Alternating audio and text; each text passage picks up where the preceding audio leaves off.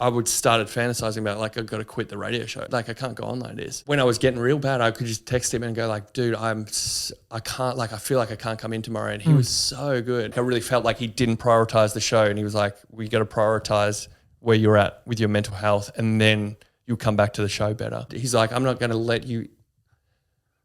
Sorry, dude. He's like, I won't let you in the building on Monday morning if you try and come in.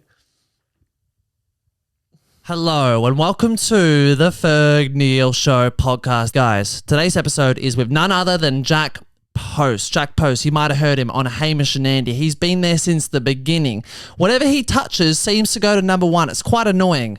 He took Hamish and Andy to number one. Now he's taken Christian O'Connell to number one. He's kind of the seminal voice in radio, one of the seminal personalities in radio, and now he's killing it with live Instagram sketches. So he's doing annoyingly well. In this podcast, we talk about how he rose, why he thinks Hamish and Andy came to fame, his views on comedy. We also discuss mental health. Now, we thought about editing this section of the podcast out. We had a discussion about it. After the 2 hours, we sat down. We were both exhausted by the end of it. We hugged it out at the end of this podcast. It was emotional. Jack got emotional. I got emotional. And Jack opens up. And we came to the conclusion that if one person hears this and it has an impact, if one person hears this and they say, I'm going to reach out to someone, then it's worth it. You know, that's the interesting thing about vulnerability, isn't it? You feel like you don't want to be vulnerable, and then once you are, there's a relief that you've been vulnerable. If you're listening to this conversation and you want to reach out, the direct number is Lifeline on 13 11 14. I hope that this conversation moves you as much as it did for me, because I think this was one of the best podcasts I've done. And we've had a lot of amazing guests, but I think Jack has that humility, he has the hilarity, and he also has a vulnerability, which is inspiring. I hope you're inspired by it. Share this episode with a friend. You can support us on Patreon. You can also support us by just commenting on the YouTube video, liking, subscribing. Everything helps. Hope you enjoy the episode. My name's Fergus Neal, and this is the Ferg Neal Show podcast. This episode is brought to you by my Melbourne International Comedy Festival debut hour. It's called Fergalicious. It's on at Trades Hall from the 29th of March to the 23rd of April. Tickets in the bio. It's going to be biblical, all right? This is my best hour. This is 5 years of doing stand-up comedy, and the best jokes I've ever written are in this show. Please come down. Bring your nana. Bring your grandpa. Bring former lovers, bring future lovers. You know, sometimes you can crescendo something. Like at your wedding, you'll be like, oh, remember when we met at Fergalicious at Trades Hall? That was a beautiful moment for this marriage. Let's get him to MC. Then I'm at your wedding. Then I'm at the after party, and we're having a good time. Jack Post, it's good to see you in better circumstances than when we first met, which I think was potentially the hardest I've ever bombed at a comedy show. And I remember seeing your face. I wouldn't have said... Oh, did you pick me out in the crowd? Yes. No, I think... So this was last year at the Melbourne Comedy Festival. You opened for Ruben Solo. And I think what happened is you didn't bomb necessarily. I think you don't have to say that. You don't have to say that. No. This is on. I was talking to my wife about it as we left because Ruben had the same problem where it was like kind of a low energy crowd in the room. Ruben messaged me today. He's like, "Don't bomb again." He's like, "Don't let the team down." No, Jack already thinks we're a joke. Guys, it wasn't the material. Honestly, there was something strange in the air, and I think you came out and like you could feel that like. The audience was a bit quiet, I guess. And I think as soon as you said, like, you're a quiet audience, for us as the audience, we were like, oh, now we're quiet. For some reason, that put me even more on the back. It's self-fulfilling. I was like, oh, no, we're a quiet audience. Oh, now I'm shy. I felt like I was bombing as a crowd member. Because you guys kept mentioning it. You're like, every time you would do a joke, you would go like, God, you guys are quiet, huh? And I think that made the crowd recede even further.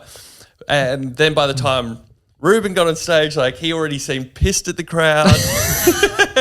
So I think it was just a bad bounce. But then I was trying to overcompensate with like big laughs and like I think I saw even, one like, of those. laughing, clapping. Yes, I saw you doing that. Yeah, Yeah. It's But my recollection of the gig is we were backstage, and it was at the Belgian Beer Cafe. Yep. And that comedy room, it's so lit up. Like I can see people's like pigment on their faces from the back right. row. And probably you don't want to see. No, that much. you want darkness. And so Ruben's like, the guy who owns the venue is going to introduce you.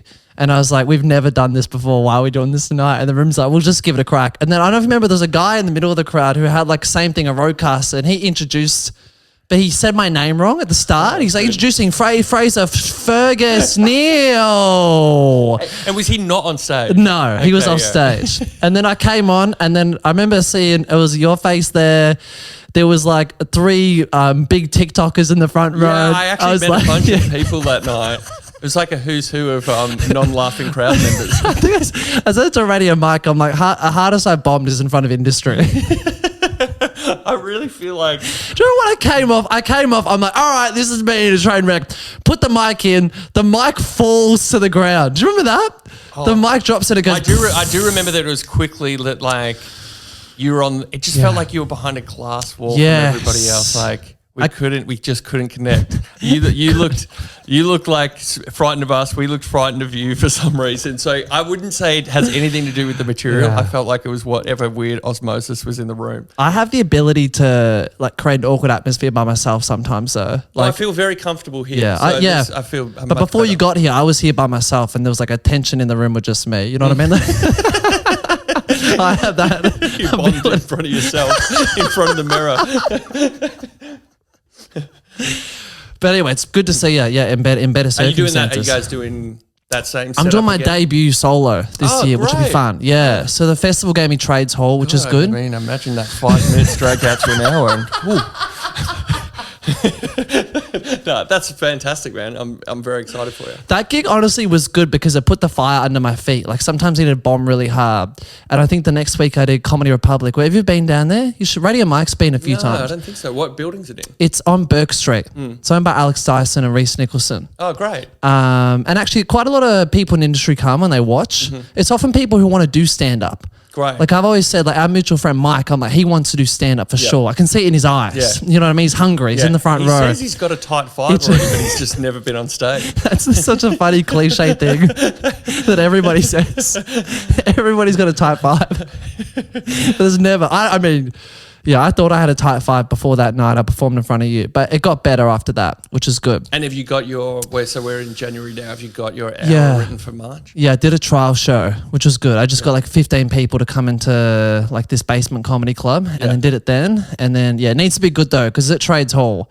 So it'll be a better venue. I've only done one comedy festival show and I did it at Trades Hall. Was it fun? It was great. Yeah. But I didn't do what literally every comedian is meant to do and like go to open mic nights, go up a lot. I was like, I'm just going to get there day one. And my idea is the material is going to be so strong that they can't not enjoy it. And I remember saying everybody's advice was the same. Ryan Shelton actually helped. He pretty much directed it. Like he helped me through every step of the way.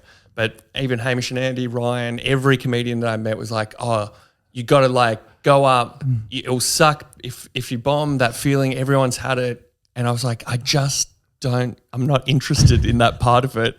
That seems too brutal for me. You tried to skip the trajectory. I just tried to skip it. So I think then on day one, so night one of the comedy show, and I packed it, jam-packed it. Like it had songs in it, it had sketches on video. It had so much stuff in there. It was like almost I packed it full so that people would go like, well, at least he tried, if nothing more. But night one was all my friends and family in the audience. Like people were howling and I was getting such a great reception. I was like, fuck yeah, I'm the king. I'm the king of comedy. Even And start Husey. thinking about Edinburgh, like how do we tour this thing? And then it was not till night 2 that I felt the softness of like, oh, just with a regular crowd, some bits do need work. That's tough realizing that on the night as well. Yeah, and I only did 12-night runs. So by like, I've got then 10 nights to go and no room to improve it except for as we go. But I honestly, it was a great experience, but I'm not sure if I was ever cut out to be like a stand-up, like touring stand-up, but I kind of remember at the end of it because it actually was good and it got a great reception. I kind of thought like someone would come to me about like what happens next. Like, I thought like, oh, I've proven myself now that I sold the tickets, people came and they laughed. Yeah. So, and I've kind of, since that was 2013, I've kind of been waiting almost 10 years for people to be like, yeah, okay, and the next step in your comedy career is, So you did the final night and there was never like a next gig. They weren't like, come to the Comics Lounge. I honestly, my memory of it is like, I'll wait and see what happens. You were passive with it. Of course, nothing happened. Every comedian knows like you got to grind yourself Yes. to make it. And this was kind of before, like we had Instagram and stuff in 2013, but it wasn't, I don't think it was as much as like, if you follow comedians now on Instagram, you know the work that they put in and you know like how much they're grinding. I really was like waiting for the tap on the shoulder of like, okay, now every Wednesday night you come to wherever it is and you do your bit, and it never came. You're waiting for the gala to come and ask you. Jack Post, come down. How many nights did you do? I did 12 nights. Yeah. And actually by the end of it, I was kind of fed up. You were done with stand-up. Maybe you weren't cut out for it. I was like, I guess because I came from radio where it's like you making new stuff all the time. Yeah. I was like, by halfway through 12 nights, the grueling 12-night run, I was already like, God, this is the same stuff over and over again. Yeah. I'm like, I remember eating, because I was on late 9:45 at Trades Hall. Yeah. And so we'd go to Lygon Street to have dinner. And I remember one night like sitting like with my head in my hands, my wife's across from me eating Vietnamese. I'm like, I can't eat. I just like I was burnt out after 20 years on the road. Like, it's just the same stuff every night. And you've never gone back? There's never been anything? I've never gone back. Damn. Nah. You could do a set now. Would you do that if someone's like, you can do a 10-minute set? Oh, if someone offered that to me, it would have to be 6 months in advance. And I would edit it, write it, and I wouldn't show anyone until the night, and then I would expect it to be Louis C.K. Did it feel different? There's always been that in Australia. There's been like the stand-up guys and the radio guys, and it seems like the radio guys don't dabble in stand-up. And there's that rivalry, like that Will Anderson, Andy Lee podcast where Will Anderson was like, you're stepping onto our territory. And there was that really weird like fucking tribes. Well, I feel like Will is anybody. I'm trying to think of the ones who have done it best, have stepped in both worlds and succeeded. True. Like Will would be an example of that. But yeah, you're right. Like maybe Hughesy, I guess. Yeah, I guess Hughesy's definitely like proven himself in both. But you're right. There is a bit of a divide. And my first job in radio, when I was working only part-time on Hamish and Andy, was I would panel, which is like run the buttons for radio shows. And back then, they don't do it as much now, but Fox FM would do a lot of development shows. So put people in on Sunday nights at 10 o'clock. So they assume no one's listening, but it's just to see what kind of talent is coming through and where can we use somebody. And what I noticed is stand-ups who would come in weren't as suited for radio as essentially regular people. It's like people coming from Sin or something. Yeah, because what would happen is, and I'm sure they won't mind me saying because like this is 10 or 12 years ago. Call him out by name, Yeah, like, and I love his comedy, but Troy Kinney was one of the early ones, and he did a show with Monty Franklin, who's another comedian, and they came in, and the idea that they had for their development show was like in the songs they would be like, all right, now you do this bit, and he's like, all right, I'll do my bit about airplane food, and then we'd go on air, and it would almost be like a stand-up routine. That's jarring. Well, it could get you by, but you're going to burn out really quickly. Like, guys, this is a 2-hour show and you've got 1 hour's worth of stand-up and it's week one. We're meant to be back here for like the next 10 weeks. Yeah. So I think they found out pretty quickly, and that would happen time and again actually where comedians would come in.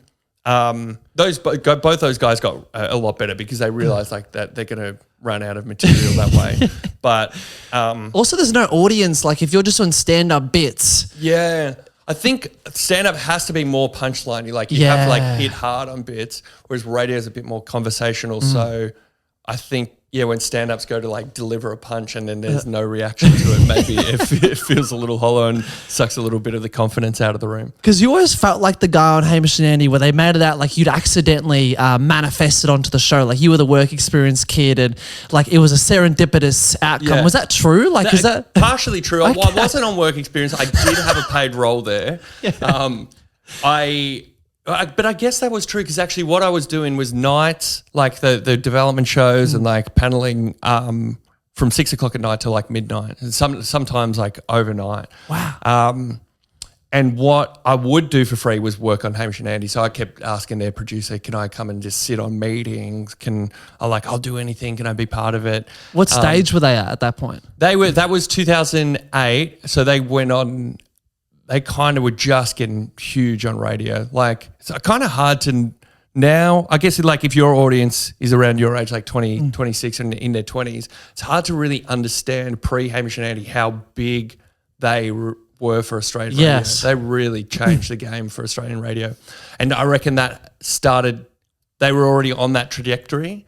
Hamish was on Spicks and Specs a lot. They were both going on Thank God You're Here. They were on Rove and they'd been on air for 2 years and that the show was just getting huge and probably peaked in like 2010, 2011. Yeah, because you saw their rise in a way. Like you were there when they were, I guess, like burgeoning, and then they became monumental. I even remember like listening to them in the car on the way home from school, and like it was so ubiquitous. I don't reckon there's been a show like that, Hamish and Andy and Rove, where it was something that everybody was talking about the next day. You know, like it's so algorithmic now. I kind of miss that. Honestly, it was like nice. kids growing up today will have no concept of like. You went to the schoolyard and you talked about what happened on Rove Live the night before. There was an episode of Rove where they had a shot of the Sydney Harbour and it was live and they're like, if you're watching us, turn your lights on and off, and the whole harbour lights on and off. Whereas now everyone's watching. If you tried to do that now, like maybe by chance someone will be flicking on a light at that time anyway. It'd be humbling. It would. I actually think Rove ran into that problem. Remember, he came back for a Saturday Rove. Yeah. Maybe 5 years ago, I want to say. And he tried to, I remember watching it, he tried to do episode 1, like we'll just go knocking on houses in the street, seeing who's watching the show. Okay. I don't think many people would. They didn't have him on. That's a tough one to do live. No. I mean, it sounds like you don't even remember Saturday Night Rove, so... And it only existed for a couple of episodes. From that era of like 2000s culture, I can't remember Thank God You're Here, Rove. I remember Big Brother was massive for some reason. Yep. They're like the big shows of that era. But yeah, now it's like, and you're doing it, like the viral sketches, viral TikTok I was saying clips. about like what I remember, because I guess I was a kid of the 90s and 2000s. Biggest one was definitely The Simpsons and Rove. Like, did you watch The Simpsons last night? Did you see New Simpsons last night? Did you watch the repeats? Or did you watch Rove? And then to a certain extent as well, like South Park was really huge, but I was not allowed to watch M-rated content. It's weird seeing Rove now. Like I've done a gig with him and it's so weird. Like I was in Perth. He's doing a show, isn't he? He's doing stand-up, yeah. It's so weird though, because then even like people a little bit younger than me, like my sister's 21, they don't know who Rove is, and it's not sad, but I'm like, this is like the biggest guy ever. Yeah. Like he's a huge in the industry. It's fun. It's so funny. Like I would hesitate to say like the rise and fall of Rove, because it's not like he fell away, but he's like obviously not in that heyday. Yes, in the early 2000s, he was just like the biggest thing, and he would attract big guests on a live Gordon Ramsay Tuesday live TV show. He would talk to big people, and then he did like what I think he did, which was really smart, is like get all the other big names of that time, like Hughesy when he was like first huge, Hamish and Andy as they were coming up, and he put them all around the show. It is sad that people don't know who Rove is. Because it was even, I remember like Kevin Rudd, like Kevin 07, he was on that show that whole year leading up to the election, and I thought that was partially how he won. That's you know, right. Rove loved him. He did a spoof of Kevin where we'd be like, ha ha ha ha, that crazy maniacal voice. Like your sister probably doesn't even know the catchphrase, what the? No. Wow. Wow. But they love Ruben Solo, so it's a different world. You know what I mean? It's a different zeitgeist. I wonder, is there I guess it's different not being in school anymore, but like, would there be for someone like Ruben or even like Luke Kidgel's big. Luke, Kidgel's would there pretty be big with them. people But going it's to still not school the ubiquitous. Yeah, I think you're right. It's not ubiquitous. It's not Yeah. like it'd be like one person knows Luke, one person knows some dude Yeah. with 10,000. You know what I mean? You know It's what? not, I reckon it's more in line of what when we were at school is like bands. Like Yeah. not everybody is like, oh yeah, we've heard the new Green Day album, but like you found your niches of like people who listen to your Yes. bands. Whereas TV was the only thing we could watch. Everybody watched it in the evening. So you were all coming to school and talking about what was on TV the night before. I never thought about that. You know, when people say the media controls people, I'm like, that was the golden age to do it. You know Not what I mean? anymore it doesn't, but like 5 million people. and like 5 channels and 2 shit ones. Yeah. It's You like, got no there's other option. You have to watch Channel 7. No matter what was on. And we, as kids, we loved TV so much. I would watch programs I didn't even really enjoy just because the idea of not watching TV didn't occur to me. I watched Neighbours accidentally, like for years. Yeah, just because it's like, well, The Simpsons is finished, might as well keep the TV on. Whereas now they're competing with like HBO and like White Lotus and these like $1 billion. You can't compete. You can't. So when you were watching that show grow, like why do you think that you, Hamish Andy, became so big? Like was there a feeling in that studio? Why do you think Australia loved definitely. Thanks for putting me in their list, like Hamish Andy. Well, I always see you in that. Like whenever I think of, I always think you was a seminal part of that show because like when I'm in like a YouTube rabbit hole, it's always Hamish and Andy messing with Jack. I think the funniest bits. I actually quickly realized it's like I loved being part of the show and I wanted to get on more. And it's like the most common way for me to get on the show is to get made fun of. So I think I'm just going to have to accept that is my path here. And you know what? Kind of today it still is like I'm now on Gold Breakfast. Yes. And I've kind of adopted that position again, but with a new host, with Christian O'Connell.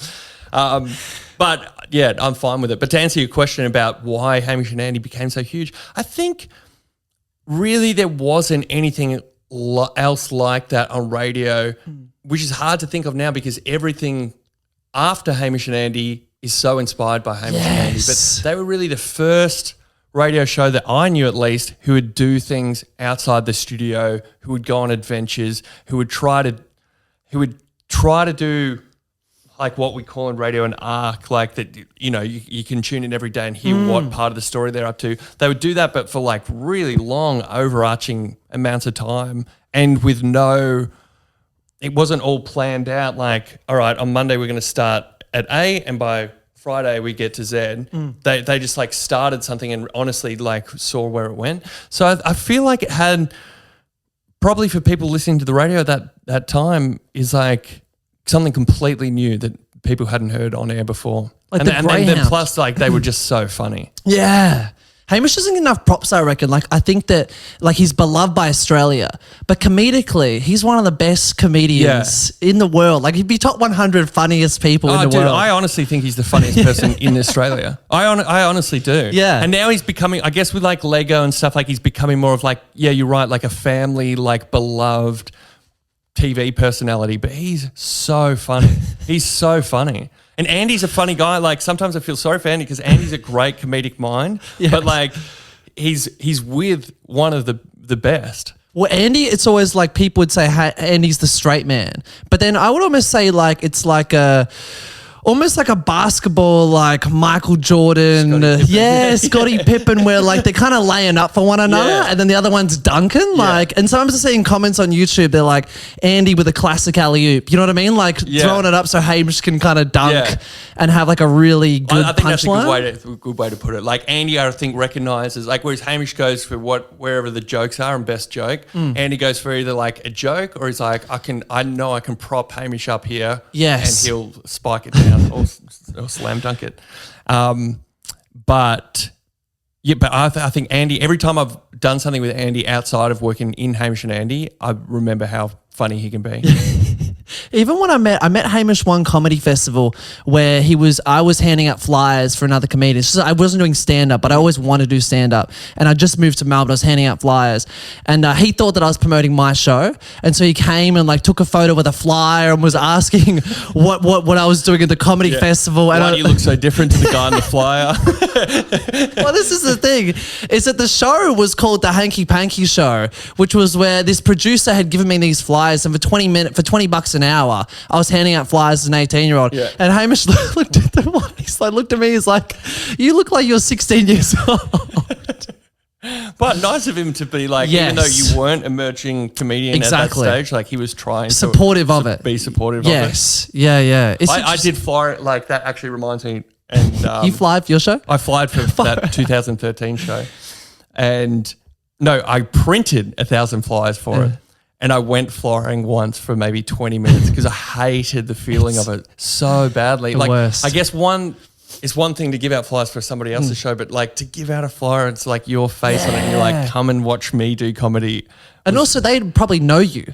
Nah, I think You don't back reckon? then, I reckon 1 in 100 people back then. Yeah. That's interesting. So you didn't feel like you were recognizable? No, I don't think so. I reckon that's more in the last like 5-6 years. Yeah. Why do you think that happened?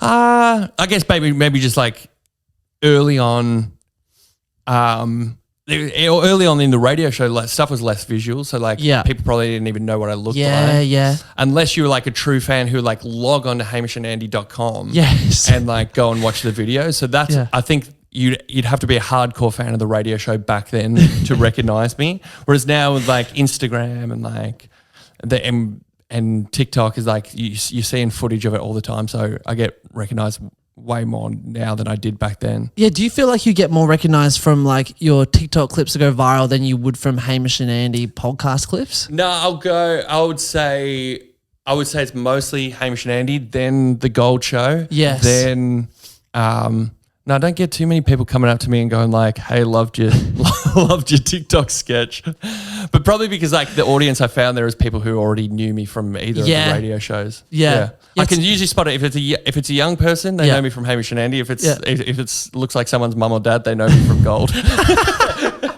But it's the interesting thing is like whatever you touch, it seems to just go to number one. Yeah, I honestly.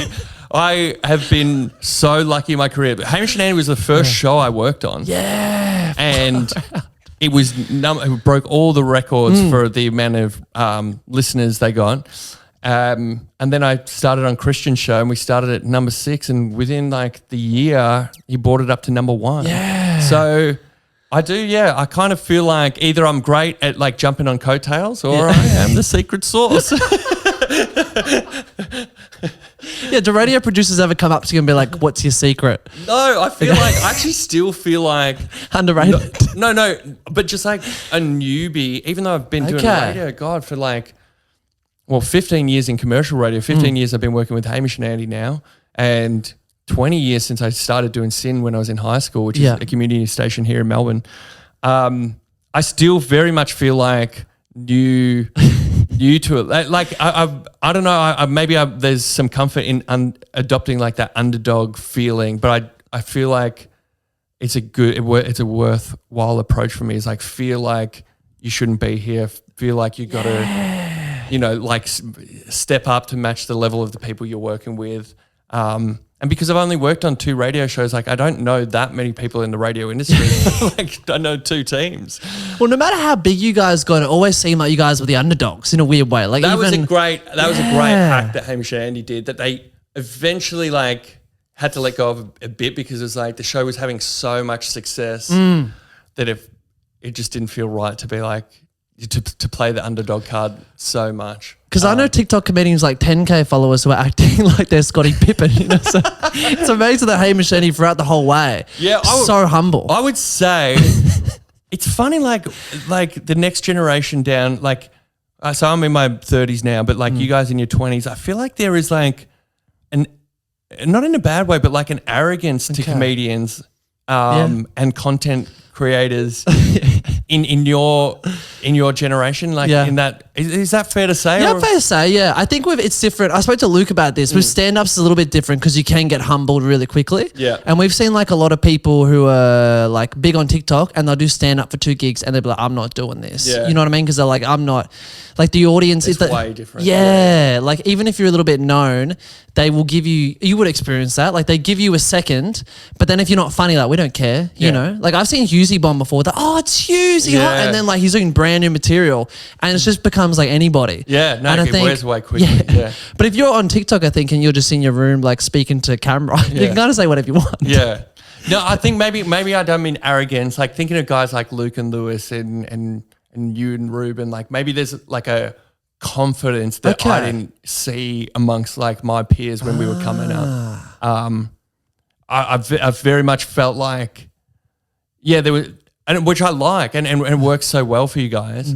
But I just feel like I didn't have that, and I didn't see it a lot in like the people around my age who are trying to Okay. get into comedy. Maybe it's the tall 10 poppy years ago. syndrome wearing off or something. Yeah, and good. If it is, that's a great thing. I'm glad that that's happening. But I definitely that's always interesting. approach my career was like, don't ever look like you're taller than you are.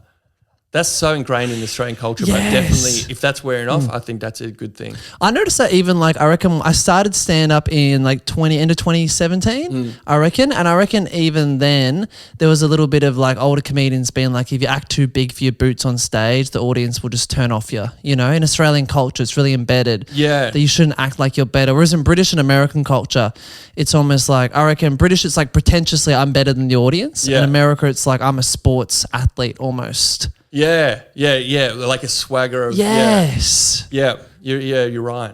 I think it's a good thing that it's wearing off. Like I would say as well, like talking about that older comedian talking to younger comedians thing as well. Not that I did a lot of stand-up comedy, but I feel like this goes through the industry in different ways. It's like I had very much a feeling of like needing to be reverential to people who were older than me, Okay. who had done it and had more experience.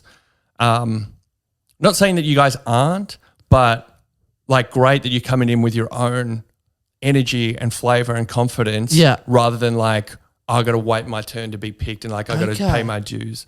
I think it's an interesting thing because the gatekeeper has almost gone now. Mm. You know, like with comedy, it was definitely a thing where you're waiting for someone to say yes. Yeah. Whereas now you can just make a video, you know, post a stand-up clip that goes viral, whatever, and then almost the gatekeepers want you in a weird Yeah. way. I Yeah. think that's changed it, where you got to Definitely. put yourself, be like, I'm good, please put me through. Yeah, you have to have the ability, and this took me 10 years more to even get this in myself. Yeah. It's like you have to have the ability to go, I'm good enough, and I'm putting stuff out there. If you like it, you like it. If you don't, you don't. Which is hard. I found that hard to get. I had to go through like years of strong self-doubt to get to that. Okay. And only really of like having like looking back on a career that I've already had and gone like, all right, it's done okay. Can I have that confidence? Whereas like I feel like you guys like just like At the game. with absolutely no experience, like, yeah, we're the fucking best. Yeah, no, I can see that for sure. Yeah, like, actually, I did Luke and Lewis's very first time they walked into Fox FM. Yeah, when they're on the development show. Yeah, I wasn't doing the development stuff anymore then, but I knew Luke because he'd come to Hamish and Andy events before. Yeah. He's a bit of a fanboy.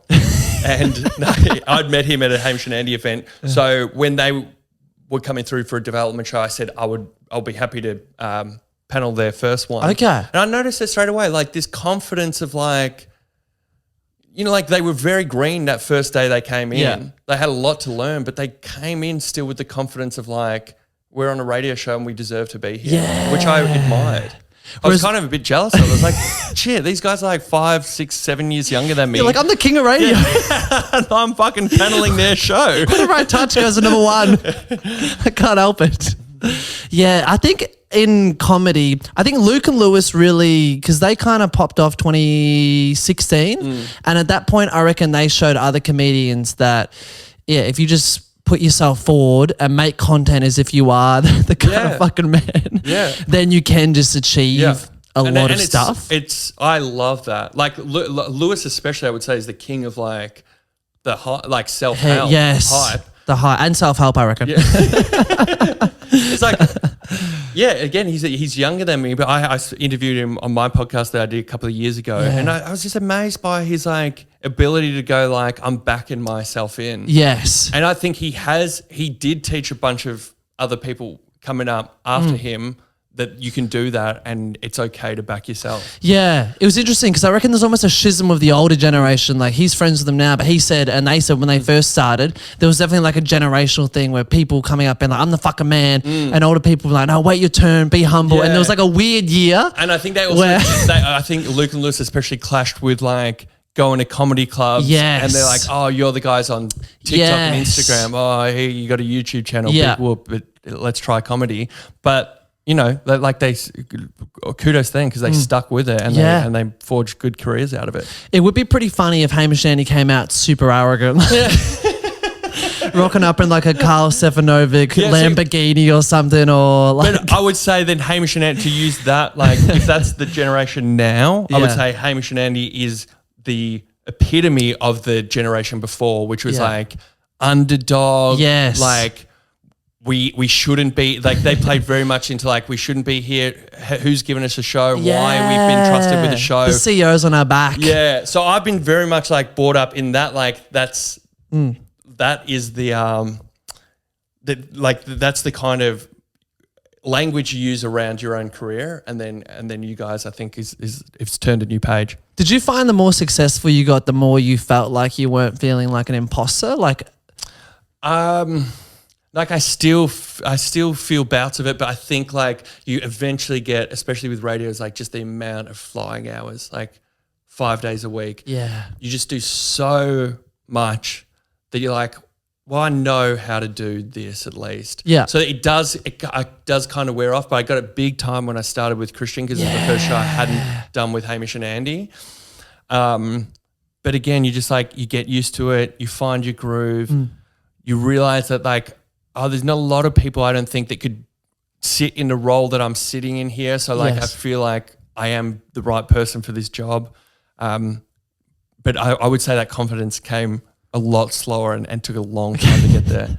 Yeah, because it's almost like I read Christian's book and it was great. I really enjoyed that book, and it seemed like at the start of his show, you guys were kind of, it was almost like ice was thinning and the ratings weren't going good. And then so when it started going good, was it almost like this is bound to happen? Like, did you think this is bound to be successful? I kind of, like right at the start, I had no idea. So just for people who don't know, Christian came from the UK as a successful radio announcer. You know, for 20 years he's been doing it. He's in his 40s now. And he's won all these kind of awards, and the radio station, when he said he was leaving, like offered him ridiculous amounts of money to stay, but he moved his whole family out here for a complete life change and started on Melbourne radio where nobody knew him. So a lot of people discounted him, not through his skills or ability as a broadcaster, but because he was going up against known people at Fox FM, at Triple M. Yes. And they just didn't think that he could compete with celebrities that people already knew. Yeah. So I reckon the first, and I kind of believe that as well. It's like, I hope this show goes really well and I'm going to try my hardest, but I just don't know if we'll ever become a number one show because we're so unknown. And I was so unknown as well, like really compared to like people who are on the radio in the mornings. So, but then about 3 months in, I started to recognize like, we've got a great chemistry, and I actually really think the show that we're putting on is funny and really good. So then I started to actually believe like, I don't think it's so crazy for us to get like to number one or two. And then within like a year later, we're at number one. And that kind of, I think for Christian was more of like a relief rather than like a celebration. I guess it kind of meant, cause I guess what he had hanging over his head the whole time is like, if this doesn't work, what do I do? Take my family back, take my teenage daughters out of school again and go back to the UK? Or do I just go to a night show and like see what I can get? Yeah. You know? I probably underestimated, I think till I read his book, how much pressure he felt, which is totally understandable.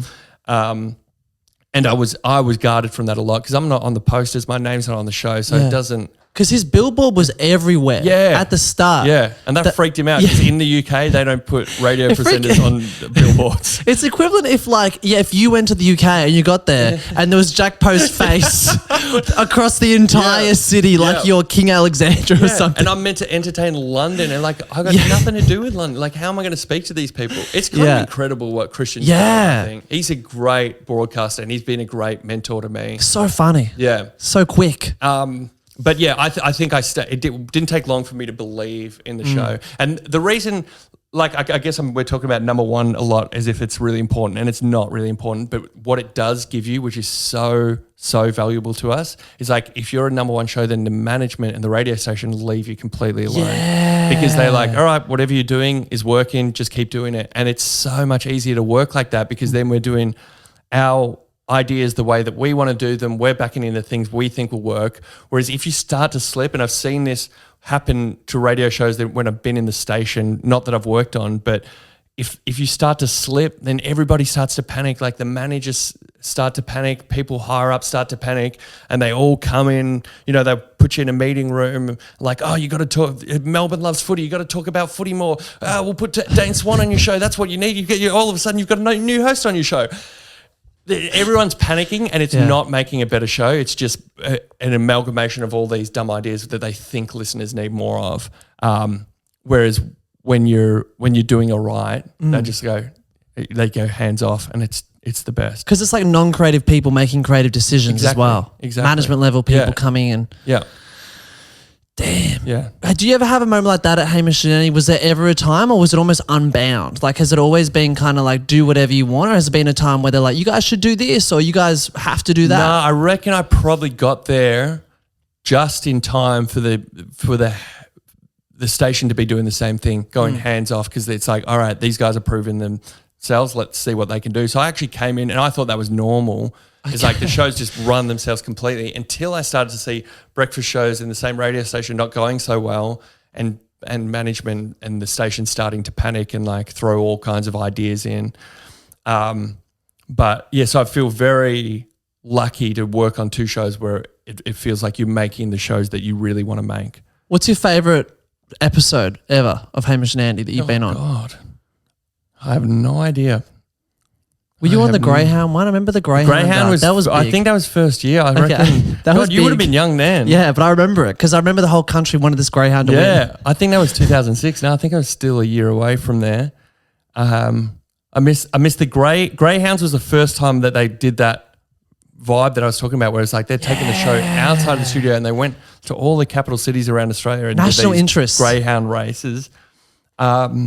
No, I came in. What were we doing? I was there the first year of the Caravan of Courage. Yes, which is a similar idea, but they drove a caravan through Australia and stopped in small towns and set up the radio kit there and broadcast from small towns. Yeah.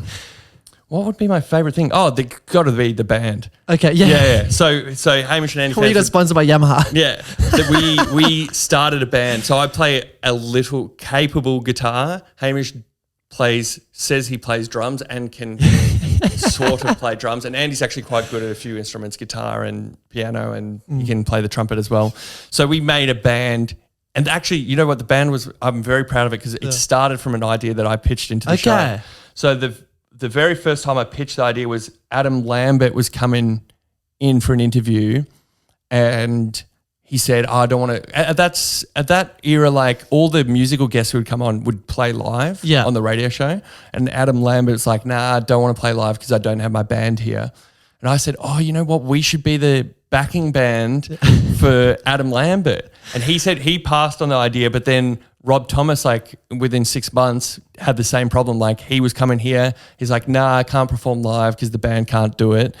And that was the very first time that Hamish, Andy and I played as a band is we played Smooth with Rob Thomas as the lead singer.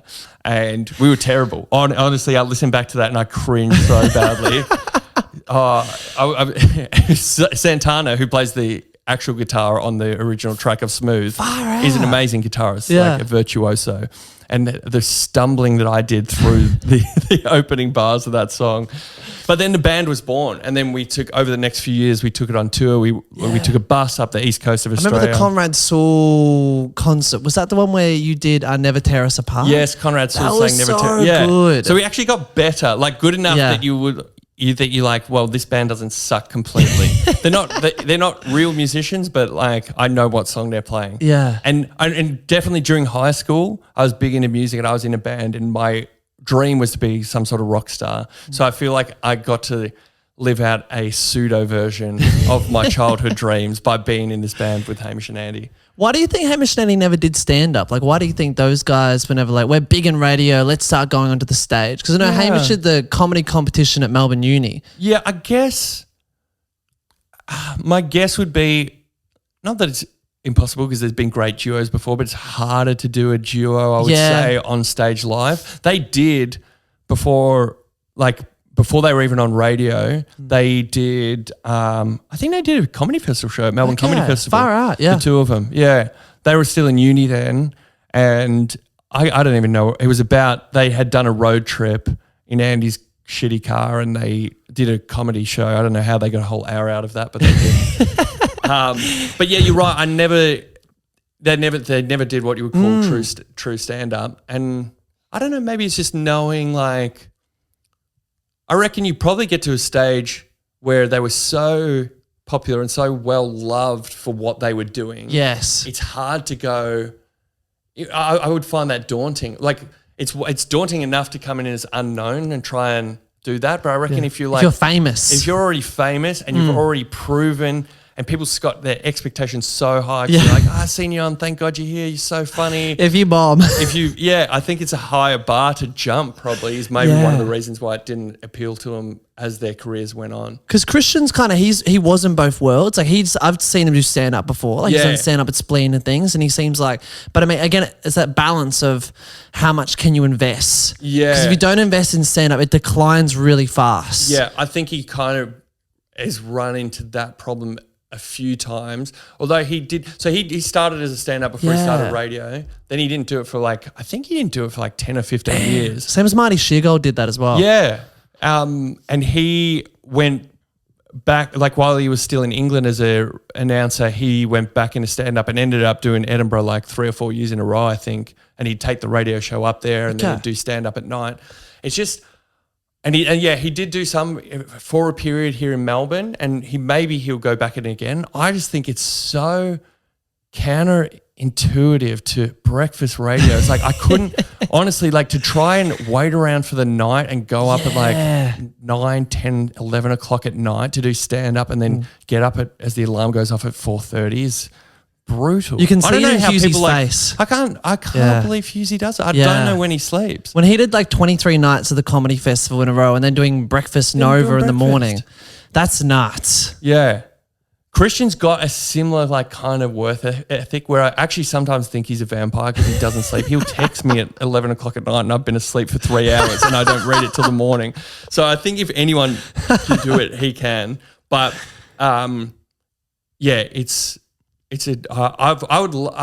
sometimes I go through phases where I love to try it again, but since doing breakfast radio, it's off the table completely unless someone starts a matinee midday comedy club. At the Belgian Beer Cafe in full light. High tea.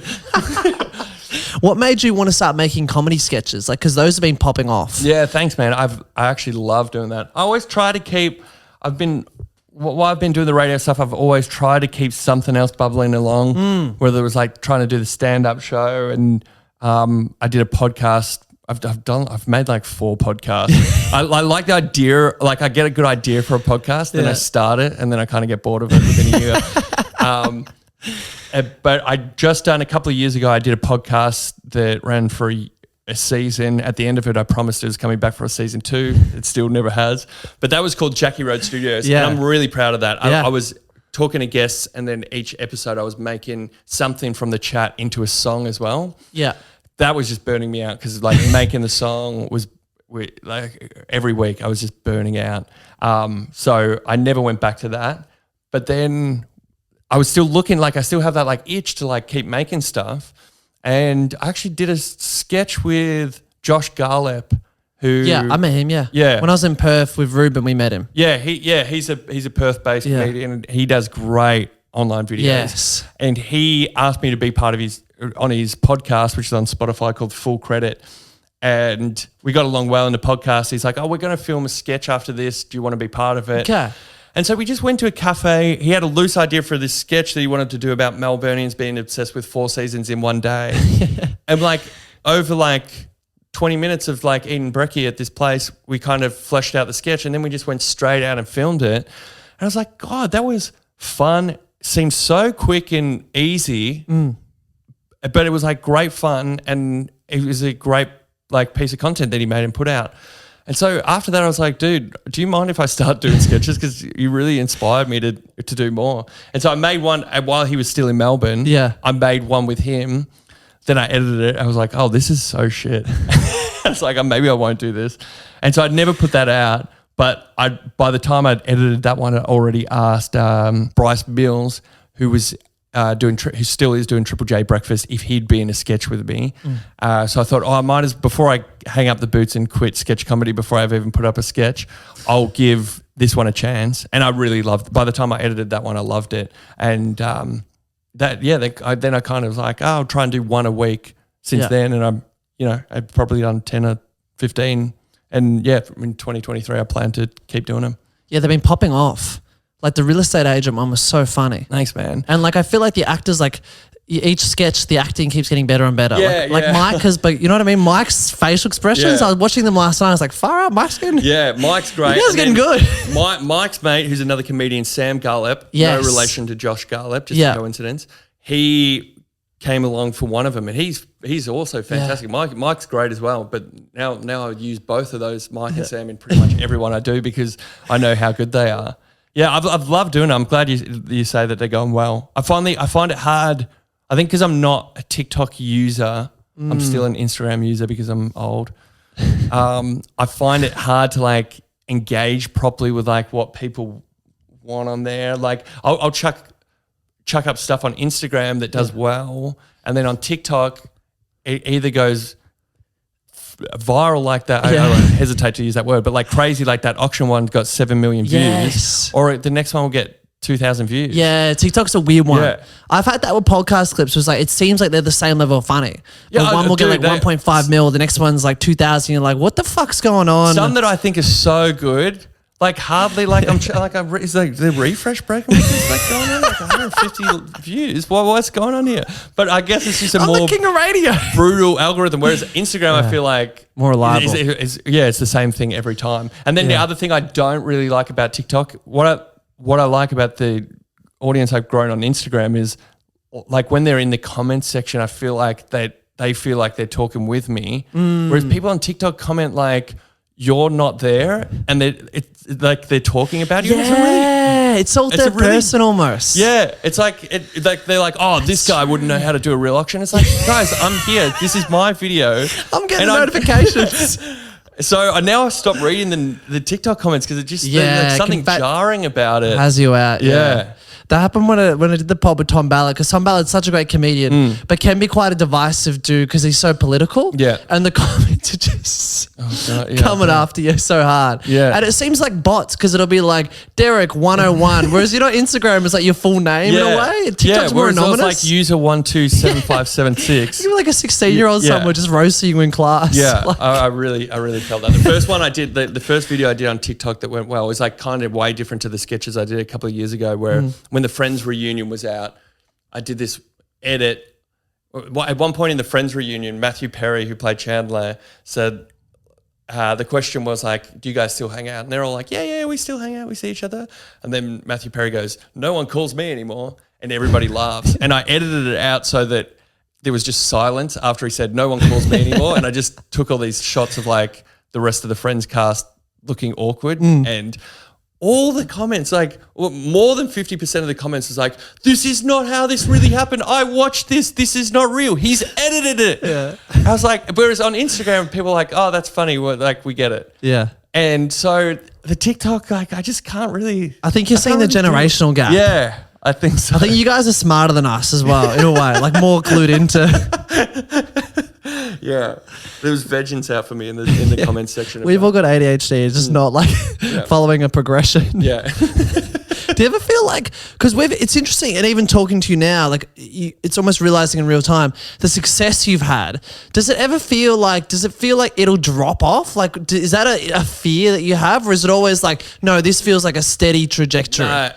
Definitely. Like always, only because I've watched so many. Like the fear's you can good be though. king of radio, and then like yeah, I don't know what happens, but you're just out, and when you're out, it's kind of hard to get back in. Another reason why I like doing stuff that's my own, like the podcast or like making these sketches, is like I like the idea of like I've got something that is my own if the radio show ever decides that they don't need me anymore. Because while it feels like it's going good now, I've just seen it happen so many times where like you're not around forever. Did that feel weird in the way that like you were, because I view you as a part of that show with Hamish and Andy, and then you're also connected to Hamish and Andy. So is it weird like you're in a work relationship, because I'm just doing stand-up, so it's just me on a stage. And in a weird way, like even it's interesting. Maybe with Ruben there's a different thing where like there's a friendship but then also a professional relationship.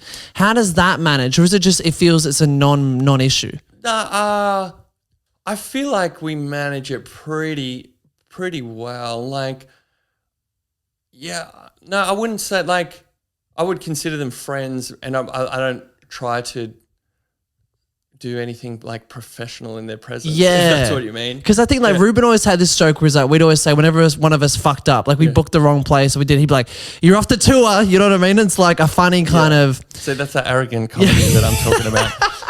No, I feel like Hamish and Andy that kind of power play. are lovely. Like they wouldn't do jokes like that. Yeah.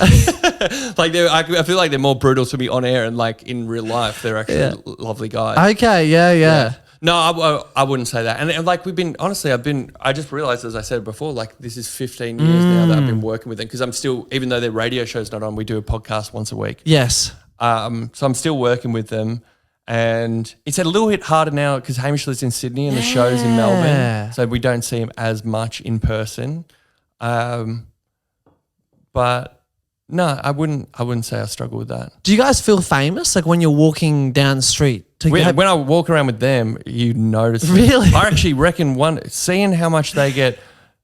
They don't get hassled because fans of the show are so lovely. Yes. But like just seeing how much attention they get really made me think twice about like you don't want ultimate fame. Okay. I don't think like they'd be two of the most famous people in Australia. I think they'd be close to like close to the number most one. recognizable. Who else would be there? Like, well, I guess not Rove anymore if your sister doesn't know who he is. Sorry, Rove. We've really been. But yeah, like they probably are pretty close. Like them and Albo, maybe like in terms of name recognition. Yeah. You say like Hamish and Andy. It's rare that you say Hamish and Andy. Someone's like, who? Yeah. No, that would never happen. Yeah. So you're walking down the street with them and everyone's like, holy shit, it's Hamish. Yeah, and everyone's so lovely. But like, I can see how it gets annoying. Like, we just had our Christmas party the other day, and like, just at the bar in the evening, it's like nonstop, like people getting photos. And because they're lovely to everybody, like they don't mind stopping and chatting to people. But it's a part of it would be a pain. Totally. Yeah, totally. Yeah. So you've almost hit the perfect level, haven't you? I honestly feel like I have. Like, I'll get we're both realizing like I'll get maybe 1 or 2 interactions with people a week, which is enough to stroke my ego, but not annoying enough that I can't go out in public. I do feel like it's kind of the perfect. Jack somehow just the perfect balance. Do you feel like that? Like, do you believe in like just lucky people? Like you've always landed on your feet? I do, only because like I feel lucky. Like. Honestly, I feel like I've made the best of my opportunities and I worked hard, but I feel like I got lucky to get those opportunities. I don't think I had any special skills that somebody else wouldn't have been able to use given the same opportunities. Okay. Yeah, I feel very lucky. And then I think talking about that weird level of fame of not being famous, which like I don't feel like I am, but I feel like I got enough recognition to that every now and again I get spotted. It's like that made me the perfect person to go on to Christian's show. Yeah. Because he was coming here. He came from in the UK.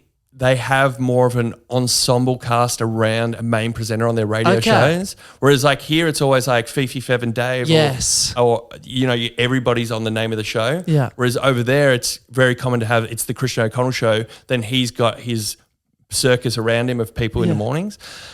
So when he was coming here, he was getting pitched people like Ed Cavalier to be on the show with him. Yeah. But he actually needed I think Ed's too well known to do the role, because he actually needed somebody who, like, like without sounding like I'm up myself, like I felt like I was perfectly fit for that role. I was like, I don't have the ambition to have my name on any posters or like have my name on the show, but I'm good enough that I can sit in here and keep the conversation with you, but I'm not taking the glow away from you. Did you walk into the interview with a Venn diagram of like why? No, I actually did. Why I'm I reckon perfect. that came to me a bit later on. Yeah. Because at first when he wanted me, I was like, why? I'm not.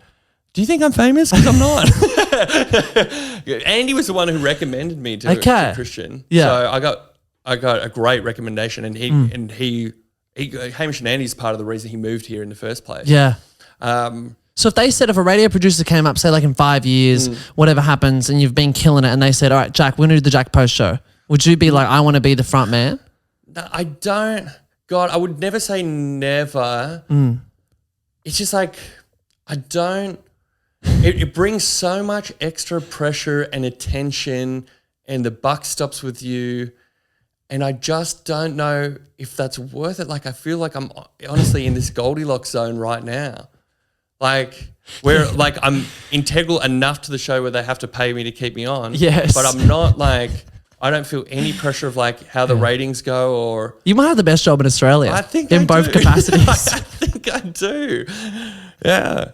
If you're an up and comer in the industry, go for my role. Stay adjacent. Yeah. Then no one's looking, when you do something wrong, no one's coming to chop off your head because you're nobody. But what you've done, it can't almost be you can't architect. What's the word? Yeah, you can't manifest that. You know what I mean? It's almost like it just happens. It is a weird career. I would agree with that.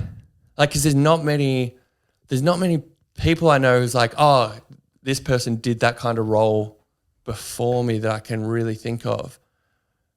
And but it suits me well, really well. Because you can't do anything that polarizes people. Like, I seen YouTube commenter like, Jack's the people's man. Like, you're like the guy who it's like, is just beloved, you know? I think, yeah. Whereas if you're the front man, if you're Christian though, who does this guy think he is? Yeah. He's the front guy? We don't know who he is. Whereas that criticism can never be leveled at you. We're starting to see. Yeah. I think life is easy for me. I think you're right. Until those damn young 13-year-old TikTok commenters didn't get... Don't they know who I am? I'm the guy loved by everybody. One day you'll get to the Hamish Andy studio and Ruben will be in the chair. No, I have to definitely...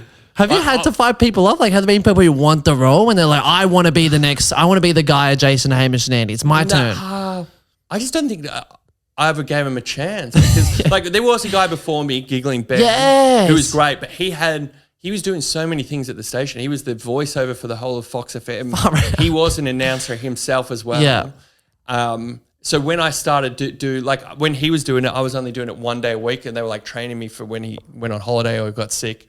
And then I can't even really remember how it transitioned, but I think he just went on to other radio shows. Like, he was an anchor on Sydney Breakfast, so he just had more responsibilities. So they leveled me up. Poison Chalice, he fell for it. Yeah. He fell for it. And then I stuck around. And you know who probably is next in line after me if I was going to quit, it would be Radio Mike. Oh, because he's already introduced into the show. He can do what I do. Not that it's hard. Anybody could with a day's training. He's on the Remembering Project. He's already known to Hamish and Andy listeners. So I reckon I never thought of it about this, but like, he's my assassin. Watch out for Mike. He's getting a bit big in the sketches as well. He's got a lot more airtime. He would be great at it though. Yeah, he'd kill it. He's such a great talent, Mike. You and Mike both have this thing, I reckon, where it's like both very funny, likable, and it's that same thing. There's no arrogance. Like you have the perfect amount of airtime. Like it's never been like Jack's speaking too much, he's speaking too little. Yeah, I don't know how you do that, but you always nail it to the point where it's like almost Hamish Andy, you're invoking you to say something in a way, but like you want more of Jack. Like that's what I feel like when you're listening to the pod. You're like, dude. I want Jack to pipe up, but he's giving me the perfect amount. I reckon it goes back to that lack of confidence. Honestly, when I was first on the show, I was terrified to say anything where I wasn't prompted for it already. Okay. So like when they invited me to speak, Yeah. and actually for a long time on the radio show, it was like, Jack, you can turn your mic on. So then I could answer him. But like I always had this, like I was saying before, like this reverence for even just being on radio, but the reverence for Hamish and Andy and like not wanting to overstep, not wanting to seem like I'm trying to make a space for myself.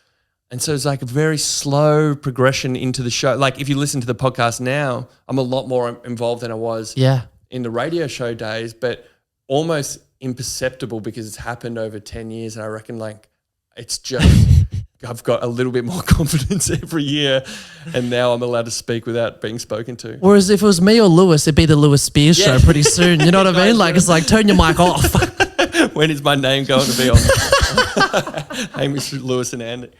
Yeah. No, I think I think it was part personality type, part lack of confidence, and it worked out well. And then now I sit really well in that position. Like I feel like I know the position I have to fill on Hamish and Andy. I know the position I have to fill on Christian O'Connell. Like when I imagine Hamish and Andy, your laughter is in that memory in a weird way. Man, thank you so much. It's interesting that it's like, because often comedians said that as well. I think it was Dave O'Neal told me that. He's like, in a weird way, they don't remember the jokes you said a lot of the time, but they remember how the jokes made you feel. Oh, I love that. And that was really good advice because then I stopped being so semantic and trying to be like punchline. And he's like, all right, punchlines will come, but make sure that you're giving them a feeling where they can walk away and be like, oh, Ferg made me. I would agree with that. Yeah. When you see a great comedian, you're like, I just loved being there for that hour that I was there. Whereas using I hope he doesn't take this the wrong way, but like if I think back to Ruben's set, only because we were just talking about it. Let's bring that up again. I thought his material was really strong, but probably like the dissonance that he had with the audience, maybe just on that night. And it was unfortunate that I saw him like that. It was kind of like he was a little bit cold, but I was like, but underneath this, like everything's really funny. Like it's some smart stuff in here. Yeah. Those have to come together. Yeah. That's the biggest thing that I learned in comedy where it's like you can have jokes, but you have to have the energy and in a weird way they come together and it's the best feeling ever. Yeah. I don't know. Maybe like he might feel differently about that. I hope he doesn't take that the wrong way. Because, I don't think he would. Like I feel like if you use Lewis Spears again as an example, it's like he's very like edgelord. he's the king of the edge. Yeah. Like he's going for that. Yes. And when I went to his show, like I saw the kind of kids who were going to see. Yeah. It's like, oh, these like I understand the type of person who's coming to see Lewis's show. So the fact that he is like standoffish and like he's kind of against you. I think at one point he actually made everyone give him the finger. It's like that is his style. So maybe Ruben is like not trying to adopt Lewis's style, but like maybe he feels like being that aggressive is part of it. Yeah. But I would say my advice to him would be like, I think the material is so strong. Like the material will survive without like this edge of like you have to be against the audience or like cold to us. Yes. Whereas I think when you watch Luke Kidgel, it's on stage.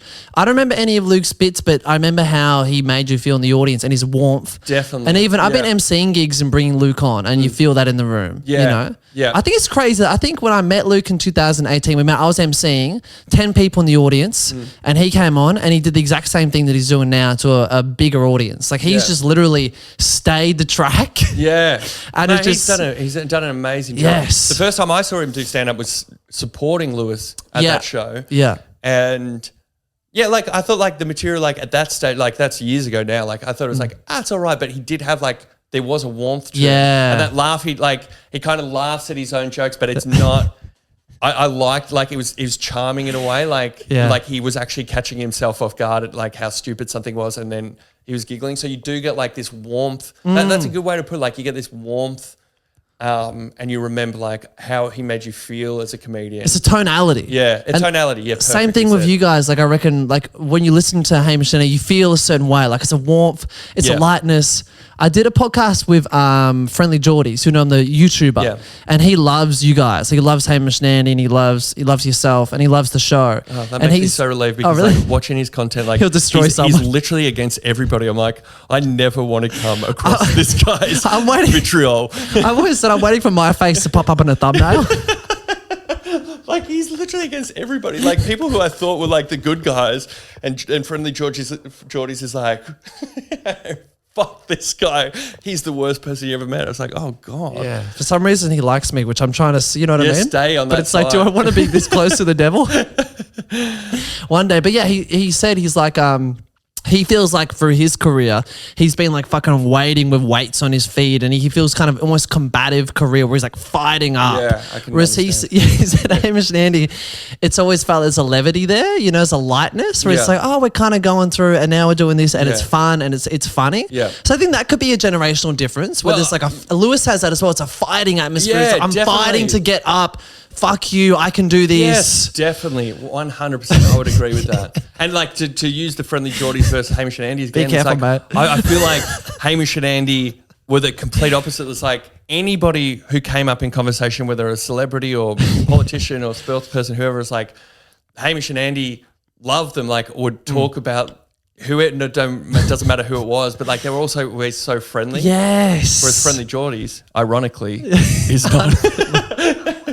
I can't imagine. I've never seen on your show, Hamish and Andy have never really called out anyone. They called out hot dogs, maybe. Remember when hot dogs? But like, don't you think like in a was with friendly levity. Yes. way? Like we even got hot dogs. This is an early Big Brothers contestant, so if you don't It's know, true. you don't know hot Our dogs. listeners wouldn't. They wouldn't. But he was this guy he's all right. on Big Brother who went on to do this weird phenomenon that only existed in the early 2000s, which were up late game shows where you would do nothing on TV except do a puzzle for an hour while idiots called in, including me, and waste $5.95 a minute trying to win the puzzle. When they got hot dogs on the show, like, don't you think there was like a friend, like how you would spar with a friend? Yes. I feel like. Verbally. It was never like Hamish and Andy destroys hot dogs. What? Like, that's just not in the vocabulary. Yeah. And then, like, on top of that, like they don't swear. The comedy's like never against anybody. I just always felt like they were so, like, even though before I got to the show, like they were my favorite radio shows, like, but they also appealed to like my mum. Yes. You know? So like, I think that's what made them so universally loved. Yes. I think the only person who Damien Power, fantastic stand-up comedian. Yeah. He's got a bit about hating Hamish and Andy, but at the end he's like, I just think it's funny to say hate Hamish and Andy because like you can't hate Hamish and Andy. You know what I mean? Like they're the nice. No one does. You can't. And I mean, if you think about someone who would, it would be Friendly Geordies, and then he's even under the spell. Yeah. You know what I mean? Yeah. So if we can charm Friendly Geordies, exactly. That's amazing. If you can get someone who's monetized sociopathy, I think you. Like, have you seen his stand-up? Yeah. I always wonder, like, because he's. I don't know why I just got nervous and speak. But like, yeah, because we could be. Oh shit, we should delete. Me all and you of in this. the corner of the thumbnail. No, but we're the perfect level exactly, of fame, remember, where people won't know us, so he wouldn't adjacent. Bother. He won't be able to find our images on Google Images to put us up while he roasts us. His stand-up he did the same thing where he got known on YouTube, and so he didn't do comedy clubs, and he just put on his own shows. And I would say I would go to his stand-up expecting him to be the same tone as he is on the videos. Yeah. He roasts my friends. Like sometimes I'll see comedians who I know, and I'm like, it's their face 4x4 on a big whiteboard. I'm like, oh fuck. Yeah. Don't do that to Tom. You know what I mean? It's like a gutsy way to go through your career. Yeah. I mean, he really is unagreeable to like, he doesn't care about being agreeable to anybody. Yeah. Nicest guy though when you meet him in person. Yeah, I heard him on nice he was actually on my friend's podcast, Jez. And he was such a lovely dude. Like, talks about like taking the dog for a walk, and like it just sounded so serene, and he was just such a lovely guy. And then you click on YouTube and it's like taking down reasons why Waleed Ali, all the project members. I got a friend who's just signed up with a project as a comedian. I'm like, mate, you're next. Yeah, You're next. He's dead, mate. You're gone. They're so funny. Oh man, dude, it's been like over an hour. It's been fun. Man, this has been great fun. It's been awesome to get to know your trajectory and like just, to see you keep getting better. And also I feel like you could have definitely settled. You know what I mean? You didn't have to do comedy sketches that are killing it, but you always have that thing where like you're pushing a frontier and you're never like... Oh man, that actually really cheers me up to hear you say that because sometimes anyone who makes content would know, like sometimes it's hard and sometimes you make something that you're like, this isn't very good. And like, you go into this whole spiral of like, oh God, why am I even doing this? I'm giving these people comedy for free and they just write mean things in the comments. But I'm glad you say it because it's such a fun thing to make and I've really enjoyed doing it. I'm meeting a whole lot of people that I hadn't met before and like, that's what I love about, another thing about like your guys' generation of like comedy is like, I don't feel like we did that on Hamish and Andy. I feel like we had guests on, but it was never like Hamish and Andy collaborating with Husey, and like they make a sketch together. Yeah, true. But I love that you guys are all like, hey, like I have now that since I've been putting up the sketches, I've had a bunch of people who make sketches write to me and go like, hey, do you want to make a sketch together? Yeah. And I've loved doing that because you learn like how they do things differently, how they edit stuff. It feels more collaborative. It feels like people are helping one another. Like you're trying to help other creators do better things and get better. And whereas even maybe when I first started, it was definitely like there's only a certain amount of spots. Like I can't give you this, you can't give you that. And even in stand-up comedy, that's kind of dissipated because so many good, like Comedy Republic, if you get a chance, go. It's one of the best comedy clubs in Australia. And the Daiso and Reese who run it, like they don't have to be nice. Like Reese got a fucking Netflix special. Yeah. And they're like, no, you've done... I'm glad it's like that though because it's like, I think it's better just for the industry in general. Comedy, radio, anything. It's like, if there's more of us doing it, we're just going to have more good stuff to choose from. That's not like... You're not looking over your shoulder for someone to... It shouldn't be like... Comedy shouldn't be like politics. It shouldn't be like we're fighting for certain spots. It should be like, nah, man, like let's... And I like how you guys have come in with a sort of no rules apply attitude. It's because then there isn't this like, oh, you've got to do Sunday night gigs at midnight before you can even think about coming Monday at 11. Like, I think you're doing it really well. And then it becomes a meritocracy as well because it's like the good stuff will always still rise to the top. Everyone gets better. Just because more people are doing it doesn't mean that the good stuff will get seen. Although sometimes on TikTok I see stuff and I'm like, what the hell? This is so basic. Guys, actually try in my sketches. And what you like is so shit. I want to see your next Comedy Fest show. I hope you do another one. Oh, what? Okay, got to just say one thing. This is probably a common thing that people say about TikTok, but because I'm not, like, because I don't talk about it with my friends because they're not on it, I don't get to vent as much. Yeah, you vent. Feel free. Like, just the idea of, like, somebody makes a great joke or observation and, like, you can just do the exact same thing. You just film the exact same thing and it's all right for you just to steal their idea completely. I've heard this from Ruben's. When I was on the tour of Ruben, I reckon the 4-hour flight to Perth, he was going off on this about how he'll do a sketch and there's some guy who's lip syncing every Ruben solo sketch and almost getting more views. But it's like the lip sync is one thing, but I guess that's like a feature of TikTok, so that doesn't annoy me as much. You mean actually steal? You've had content stolen? No, I haven't because my sketches are so avant-garde that you could never recreate the comedy in. But I just hate seeing like where I usually see it is like because I'll see 3 different creators doing the same joke. But they've filmed it themselves, so it's not a lip sync. It's just like I'm going to film this joke, and so you don't even know which one to attribute the original to. That's interesting. Is it verbatim or is it just the same central idea? No, verbatim. 95% the same. Yeah. Damn, that's interesting. I'm going to stop logging them in. Yeah, send it. But it feels like there's a shamelessness in that. For TikTok people that doesn't matter. I think I'm so scared because of stand-up. If you accidentally say someone's joke on stage, it's a huge hoorah. One honest fear I had about doing stand-up was like, what if you did a joke that you didn't even know somebody else has done? And then you just get... Like that happens though, and you just like someone will say, "I've seen that joke." You know, that's a Louis joke, and you're like, "Oh fuck!" All right. Someone like a few years ago, Amy Schumer got like blasted for like stealing jokes. And people were making like YouTube compilations of like, watch this joke, then watch Amy's joke. Yeah, and I was like, to give her the benefit of the doubt, like I can see Parallel thinking. how you can come up with that joke. Yeah. Like she's not doing it verbatim. Yeah. She's doing the same area of joke. Yes. And if you were doing that area of joke, like a punchline would be similar. Like I feel like I can see a world in which she is writing all her own material. Totally, yeah. I've had that happen where I just did like it was a basic idea for a video. It was like, but it got like 4 million views, and it was like just difference between Australian and American house parties. And then there were other creators who did the same idea, and people sent it to me. But I was like, it's such a common thing. Yeah, like, I feel like that sort of falls into like.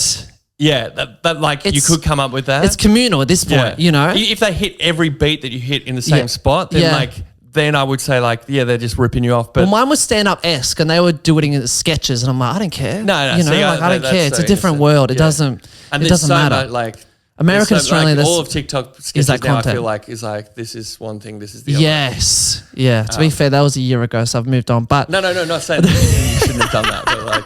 You know, some of us make sketches intricate, detail, funny. It's not about like trending topics. Next sketch, I'll be top comment. Ferg 101. But you want to be in any? Some I'd love account. for you to be in some. My acting is interesting. I've done a few sketches with Ruben. Like I've been in a few of his, and I did one about a boogie boarder. And you live in Alphington now? Yeah, man. I'm fuck, bro. It's a kilometre away. Yeah. Shoot me a text. Yeah, I'd love to be in one. Yeah, be fun. I just want to let the acting down. You know what I mean? I want to let the team down. No, you got to be really bad. I actually early on, I tried to get my friends, like just the boys I went to high school with, to be in some. And it's like, oh, okay, I'm gonna go for a bit more experience. I have this friend. She's been on the podcast. Her name's Olivia, and she had a show on Paramount Plus. And she's like, do you want to do just be a tiny, tiny role? Yeah. And I didn't do it. I was like, nah, I can't be on fucking Paramount Plus. Yeah. Stand-ups have that, where stand-ups going into acting, you feel like you're going to be a hack. Yeah, it's funny, isn't it? Like what have I done? Like only on real TV, like little True bits. Story? I was on True Story. That was like hilarious. Flash. Yeah. But even so, the background was funny where Hamish and Andy were saying you're getting too big for your boots. Yeah, that's right. See, that was the funniest behind the scenes stuff was way funnier than what I did on the show. Okay. But yeah, I feel the same way. Like as soon as like all the like proper equipment and lighting and like rigging guys are around, like it turns up quick. It felt so weird to act in that. Whereas like when I shoot all the sketches on an iPhone, so it just makes it so easy to. Yeah. It just feels way more natural. You'll be great in it. I get like messages and people like, how do you film? I'm like, fuck, I just film it on iPhone. Yeah. People say that for podcast clips or whatever, stand-up clips, my ones that are blown up, it's like on an iPhone 4. Yeah. It's in 4K, you know what I mean? But it's like, yeah. It does. It's almost the content over the quality in a way, you definitely. know? Like as long as you can, the other thing I reckon people underestimate, maybe only because I work in radio, but if your audio's got to be good as well. People are way more forgiving of like if something doesn't look great, as long as they can hear it well. If you're struggling to hear something, that's a turn off for people because you can't really engage with it, even if it looks great. But if you're struggling to hear it or like somebody's really loud and the other person is really quiet, that's tough. Yeah, I think it's a natural human inclination where if something's like or just fucking cut, you're like, I'm out. Yeah. I'm gone. Yeah. I feel like I did that recently. I was a guest on someone else's podcast and there was something going on like that. But it was a professional setup. Yeah. But it was saying like in my ears I could hear it and I was like, dude, this has got like it doesn't feel. I can't even I can't even listen to a podcast where one person is considerably louder than the other. Yeah. It just drives me nuts. Levels. Like, just the levels. The other one. I'll be very careful about this now. Well, we got the same editor. I think you got Pat is a great editor for videos. Yes, I don't use Pat anymore just because I was like, with the sketches, for a while he was just like cutting up stuff from Hamish Andy for me. And he was great. Pat's made me go viral. Like genuinely, I think when I first got him up, like, and he once sent me all the views we got together. Yeah. It was a great fucking, as like someone who wants more work, I was like, this is a great marketing tool. Yeah. He's like, you've got this many views in this amount of time.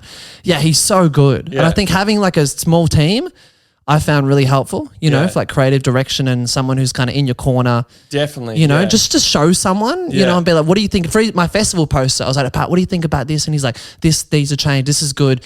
And just having that. Dude, you've got to bounce off people. That's why stand-up is hard because it's like you're on your own so much. Yeah.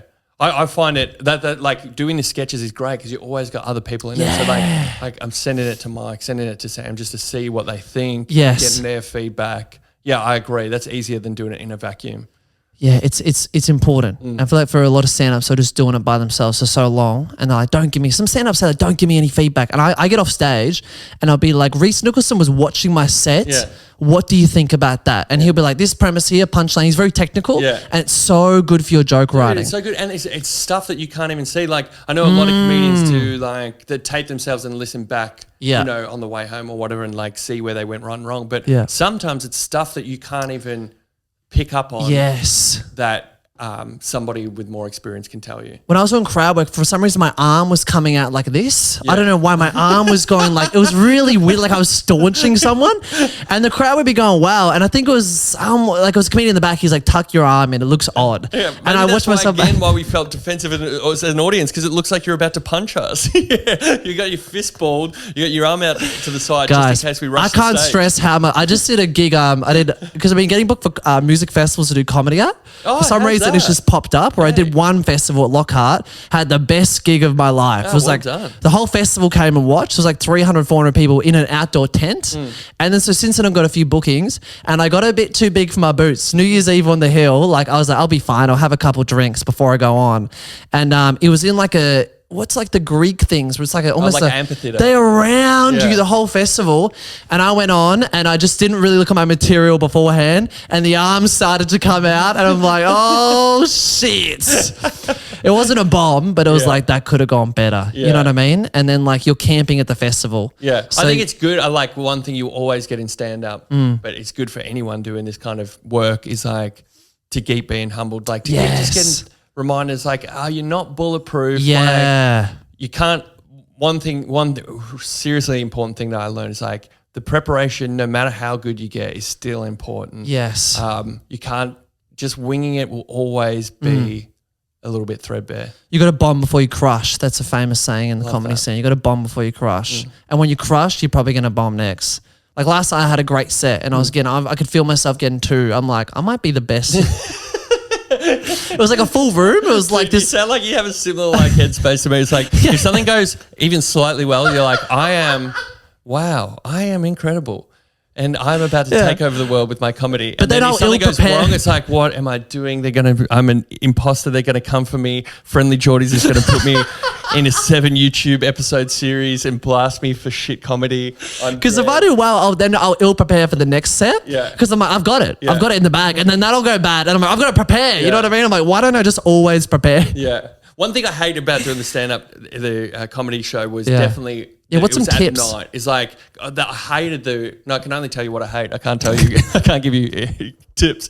I just hated the waiting around all day. Like Yeah. that feeling of waking up. You're like, oh, tonight I've got to go on stage. God, that's so far away. And then like all day you got that sick feeling in your gut. I guess over time, like I did 12 shows. So. Whereas I've done like probably 2,000 radio shows, and so it does like that. Those butterflies, I understand, do go away, but I hated that at the start of doing comedy. I love that now. Like in a weird way, it gives my days meaning. All day though? Yeah, because in a weird way, I'm like, the day I cannot have a productive day. But at night, I can be like, I can do 3 gigs. I'm like, the first gig I'm doing whatever. Yeah. Second gig I'm doing a corporate gig. Third gig I'm doing this. Yeah. And it just really, it gives the day, like, I just didn't do much during the day. So it doesn't matter. But it doesn't matter because it puts a signature in the day. Yeah. You know? Yeah. Whereas in a weird way, you know, I would have gone for a run during the day. Do you find it hard to like, I always find with a radio show, the best I am at generating ideas and content is like straight after the show. Yeah. Because like the adrenaline's going. The adrenaline's going. Yeah. You're in the like, you're in the flow of it already, right? Yeah. So you come off and you're like, you can problem solve ideas really easily. Like then you're in the flow. The problem with like being a comedian is like if you get home at midnight from 3 gigs, like you hardly want to pull up your computer and start writing material. Yeah, my nights are late at the moment. What time do you go to sleep? It depends. Like at the moment, I'm like really grinding with the gigs. So one time in Sydney, I did 5 gigs in one night, just running around town. But I try and go to bed by midnight, but it probably stretches to 2 a.m. Yeah, God. But I'm in bed like for the radio show at 8:30. Yeah, I sleep at night. yeah, far. Our circadian rhythms. No, we're just like We're in different worlds. This is probably the only hour in the day that we overlap. That's true. 2 p.m. is the perfect time. We found it. Yeah, it's. I think with doing the Comedy Fest Trades Hall, it'd be fun. But What room are you in? I'm in Everton room. I don't know why I said that. What room were you in? I was in the quilt room. And that's the Oh, only one I know. yeah. I think I've heard of the quilt room. My claim to fame is Trevor Noah was in the Trades Hall the same year I was. Nice. Yeah. Before he popped off. Didn't talk to him. Yeah. But he was there. Yeah, I think I had writer's block like a few years ago, and I read that book, Artist Way. Have you ever read that book? Yeah, is that Morning Pages? Yes. And I do that. I read up to. Oh, do you do Morning Yeah, Pages? yeah, every day. Yeah. Yeah, dude. Oh, that's such a good It's habit. changed my. Yeah, it's honestly, people have said to me that like in the last 6 months, your stand up seems like it's got sharper. Oh, dude. And I'm like, honestly, it could be ascribed to this book. Yeah. Oh, I really recommend that. I actually only read the first. The first chapter. It's probably more than a chapter, but like the Probably first all bit you about need, really. The Morning Pages. Yeah. I was like, all right, start doing that, and never got back to the rest of the book. But that has You missed the Artist Day. That's a good one. that has been so helpful. You know what I reckon that's good for is like anyone, just for your general mental health. Yes. It's so good. Not just for writing comedy. It's like, Yeah. you probably can Google it without even buying the book, but like what Morning Pages is about. Yeah. But it's like 3 pages of unthought out writing in the morning, handwritten. You just, without thinking, you start writing and you see what comes up. I reckon that did equal amounts for like creativity as it did for Mental health. Yes. Yeah. You realize what's in your subconscious? Yeah. That's bothering me. I didn't know that was bothering me. I'm happy exactly. about that. I didn't know I was happy about that. And you bring something like, it's all of a sudden you're seeing that you're like, yeah, you know what? I keep coming back to this, so it's obviously bothering me. I have to address it. Yeah. Yeah. One bummer about doing the breakfast show is like, I ain't doing that in the mornings now. So I try and do it. True. Like, I try and do it like mid morning, but I kind of get now, I'm like probably on every couple of days I get one done. I feel different if I don't do it now. It's got to that kind of habit level. Yeah, where I had it as a real built-in habit before I got into breakfast radio. Can feel it in my head, like I need to offload. Yeah. You know what I mean? Just like get my thoughts on a page. Yeah, I really highly recommend it. The only anxiety I get from it is if I go away somewhere and I put that book in a bag, I'm like, if someone finds this book. I actually want to write on the front of the book. I actually had this thought and never did it. I was like, I just want to print out. So I just do a new like book a month, like a little notebook, scrappy notebook a month. And I was like, I've got to have something that I stick on the front every time that's like, please, if I've died and you are finding these, this is not a diary of like my life and what's important to me. This is like weird ramblings and like sometimes it gets dark and my son and my wife aren't mentioned a lot and so it's going to seem like I don't love them. I do, but this is the Daily Mail is like what Jack Post really thinks about Hamish and Andy. Please do not ever. Firstly, burn them, don't read them. If you do read them, do not take anything from it. I left it when I'd done like 3 months of writing and all my thoughts in a book and I had it next to my comedy notepad and at a gig I left it there and a comedian's like, oh Ferg, you left your comedy book here. And I messaged, I'm like, for the love of God, don't read it. Please don't read it. Please don't read it. God, and then I would never. I would take mine out of the house if like sometimes I'll do it at a cafe or something. But I would never let it out of my sight just because people would be like, "What is in your internal monologue?" And that's a healthy thing, I reckon, because you are just offloading without kind of judging yourself. Yeah, and it's better to get that stuff out in the page rather than let it like sit deep in your subconscious, I think. How much does success alleviate bad mental health? Like, do you find like, oh, if I'm feeling down, well, I'm killing it. Does that help? Definitely not, because I've literally had my worst year of mental health this year. Okay. Sorry, 2022. But that was kickstarted from having a kid. Yeah. So he was born in March last year. And Wasn't that the same time you saw me before?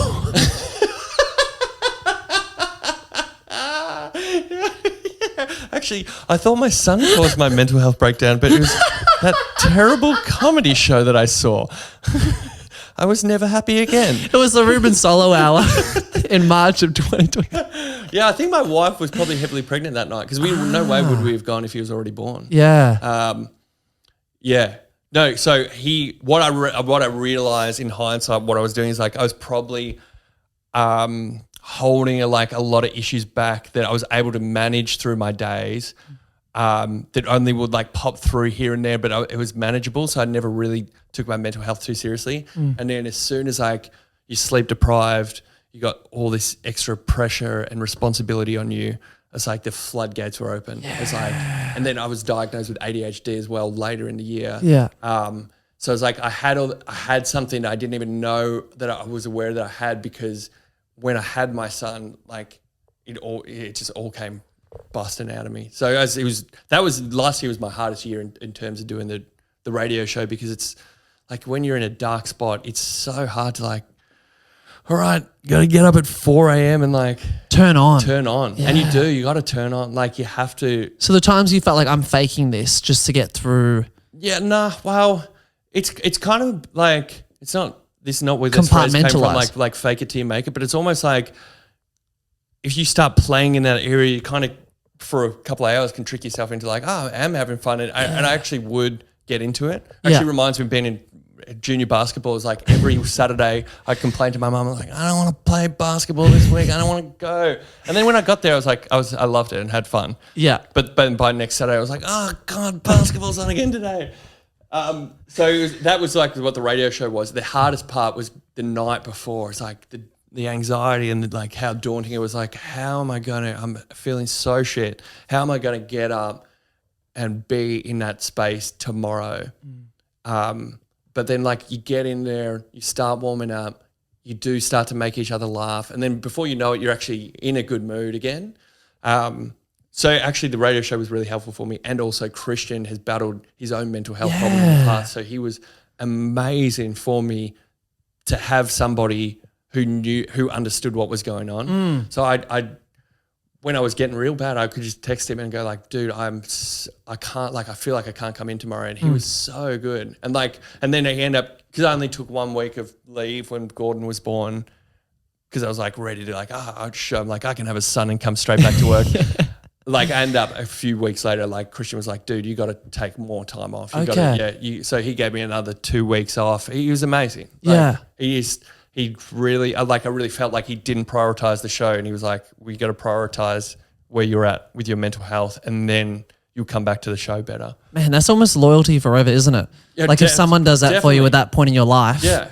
Again, like, cause like the show is important to him, and like it's his name on the door, and like the success, it's harder for him to do without me there because there's another voice missing. So it's just like more heavy lifting for him, but straight away I saw that he was like, that's not important. That's not what's important now. And it probably, because I was I would started fantasizing about like, I've got to quit the radio show. Because I was like, this is just great. Like I can't go on like this. So it kept me in the job definitely, because or else I would have burnt out way. If I felt like he was putting pressure on me to come in, even if he was like, oh, I guess you can take it off, but we got that thing on Friday show. If I had felt even an inch of that, I would have pushed through and tried to do it, and it would have burnt me out. But because he was 100, he said he's like, I'm not going to let you. Sorry, dude. He's like, I won't let you in the building on Monday morning if you try and come in. I mean, it's amazing that you can have those, those people in your life and be like, I'm not going to let this happen to you. I'm going to be here for you. And like, sure, we're number one radio show, but also, you're my number one friend. Yeah, I feel very lucky, very lucky. What a downer of a way to finish the app. No, I mean, I think, a lot of people would have those experiences where it's like you can think of one person in your life who stepped in at a point where you needed them to step in. And, I think even I've thought about that, like if I had a friend who passed away, and I think about that friendship circle who were around me at that time, and you don't forget them. Yeah. Yeah, you're right. That does build a weird like loyalty. I think it's like, and now I know. I'm trying to think about it. I haven't really thought too much about it, but like I know that Christian, like he was there for me in the right way, and not just for what I offered to the radio show. Yeah. And also, that's not that normal. No, I don't think it is. Like I can't. In commercial environments, how often do people put people before profits, before success? I don't think it is normal, and I'm so lucky because if I think if I was on any other situation where I felt the pressure to be in there, like I really would have not lasted, and then fuck knows where I'd be if I wasn't doing radio anymore. Like if I just quit and then. Yeah, like I said, I was feeling this immense like radio was always so fun to me. Then as soon as Gordon came along, I felt this immense pressure of like, oh shit, I can't lose my job now because like this is what supports us financially. And all of a sudden it became like, God, this is like work now. That like I have to be here. This is not as fun as it should be because it used to just be fun. Well, at the exact same time, you've got the pressure of having a baby, the pressure of starting breakfast radio, and also you've just seen Ruben Solo and Fergus Neal bomb horrifically in the 1 month, you know, like. And I've never been happy again. Yeah, dude. God. And then like for anyone who does have ADHD, you know how hard it is to like like patience and attention. Obviously, that's what it is, attention deficit. But like, I just did not have the capacity in my day to be doing the radio show, be doing the days when I had the Hamish and Andy podcast after the radio show, then come home and like be an attentive dad. I just literally didn't have the capacity for it. And I was trying so hard, but I was just bursting at the seams. And I didn't know any of it. Like I had no real experience with mental health issues. I didn't know I had ADHD. I'd never been to a therapist. So yeah, I was just trying to like white knuckle it all. And it's brutal. It's interesting now looking back because it's a testament to your character. Do you look back and go, wow, if I can get through that, I can almost transcend anything? Dude, definitely. Yeah. Oh my God. Yeah. I think, that is the biggest like change in my life is 2022. Not just becoming a father, but like what I learned about my own mental health and my own abilities to get through something. Yeah, you're kind of right. Like you do have this fearlessness on the other side of that, which is like, well, nothing is going to be as bad as that. Yeah. Like, it's probably good for creativity, you know. It's like, it doesn't matter if I make shit TikToks because it's like, like that would have kept me up at night in the past, but it's like nothing is going to come close to like some of the darkness that you went through. So, and you know you can survive that. So I think you're right. I think you do get stronger from it. And I remember Christian saying that a lot. He's like, you'll see this eventually as a gift. And at the time I was like, you are the biggest fucking idiot. But he's right. You do come through it and you see it like, I say come through it like managing it now, but like seeing a therapist regularly on medication for the ADHD is like in a lot better spot. And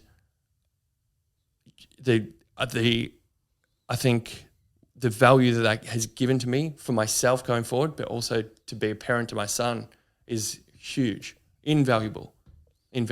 Your son will look back at that as well, and what a powerful thing to learn from your dad like as well. Now, like when he comes to the age of like getting into challenges like that, like I'm just so much more equipped, and like I can see him on a level now where I could speak to him. Like I've even found that with friends who I didn't even know had struggled with depression or anxiety. Yes. And it gives you the ability to have that conversation for real. I always used to fear those conversations. Like, I don't want to say the wrong thing. I don't want to, what am I meant to say? How do I comfort them?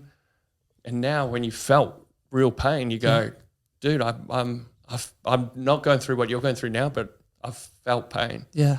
I think even people hearing you say that and knowing how successful you've been, I think that's refreshing as well, you know, because I think definitely even like watching people as an outsider and seeing them do amazing, you think, oh, they're, you know, nothing can go wrong. No, like their lives are perfect. And it's like, nah, everybody has stuff that, you know, can shatter you. That's just the human experience and the human condition. And in a way, that's why, you know, there shouldn't be people destroying other people, because who knows what that person's going through. It should be people leveraging each other up and showing that love and kindness. Yeah. It does give you a heap more compassion. Yes. Yeah. Yes. And I thought I had it already, but like, yeah, I feel like I really have it now. Before you're going to say something, it's like, well, maybe that person's having the worst week of their lives. That's what I think. Yeah, you become less judgmental, I think. Yeah. Who knows what. Yeah. Does it matter, you know, that someone working at the supermarket, you know, dropped the bag, really? Yeah. Like that person, you know, could be going through a divorce or a miscarriage or who knows what's going on in that person's life. And, you have to go through those experiences. Yeah. It almost takes you out of your naivety as well. You know? I would agree with that. I think because like until Gordon came along, like I did bubble along in life.